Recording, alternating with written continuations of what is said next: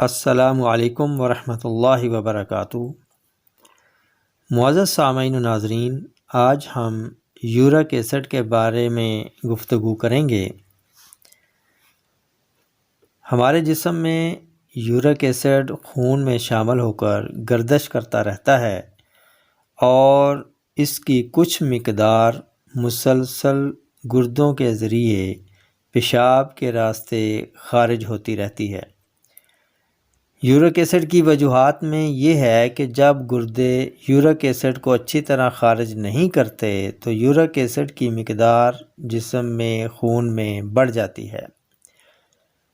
زیادہ شراب پینے سے یورک ایسڈ میں اضافہ ہوتا ہے۔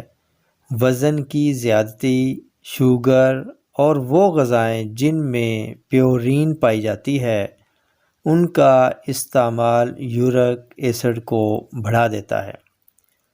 سمندری غذائیں، سالمن، کیکڑے اور لابسٹر وغیرہ، سرخ گوشت، بریانی اور سافٹ ڈرنکس یورک ایسڈ کا سبب بنتے ہیں۔ گوبھی، مٹر، پھلیاں اور مشروم سے بھی یورک ایسڈ بڑھ جاتا ہے۔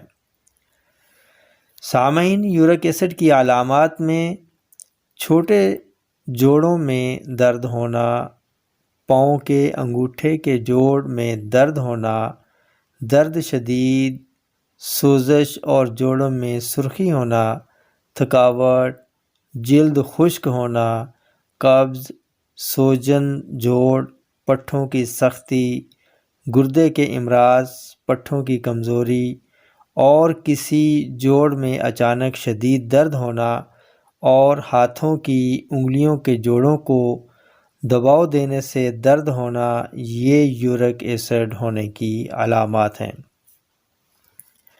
علاج کے طور پر کھانے میں چیریز، سیب، بیریز، تازہ سبزیوں کا استعمال، دودھ بلائی کے بغیر پینا، لیمو پانی، وٹامن سی والے جوس اور سبز پتوں والی سبزیاں، امرود، آملہ، مالٹا، ٹماٹر، تربوز اور خربوزہ وغیرہ، زیتون کا تیل، دلیا، ناشپاتی، گاجر، کھیرا، کیلا اور green tea uric acid level کو کم کرنے میں معاون ثابت ہوتی ہیں۔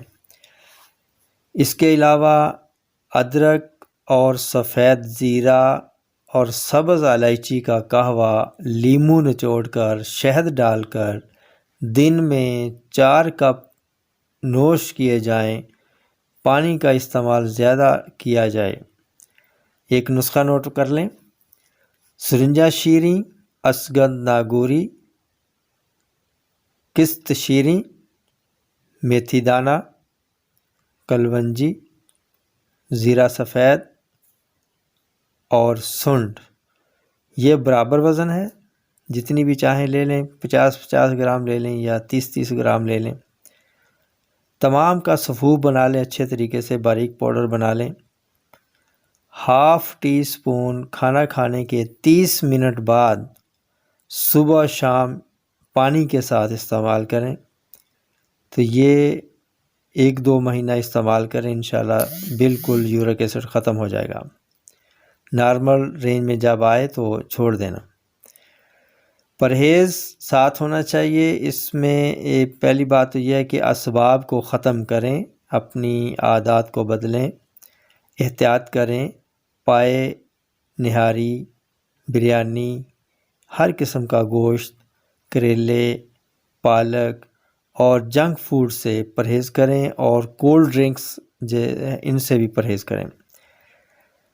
تندرستی انمول نعمت ہے۔ انہی الفاظ کے ساتھ اب اجازت چاہوں گا، پھر ملیں گے اگلی ویڈیو میں ایک نئے ٹاپک کے ساتھ۔ تب تک کے لیے اجازت دیجیے۔ السلام علیکم ورحمۃ اللہ وبرکاتہ۔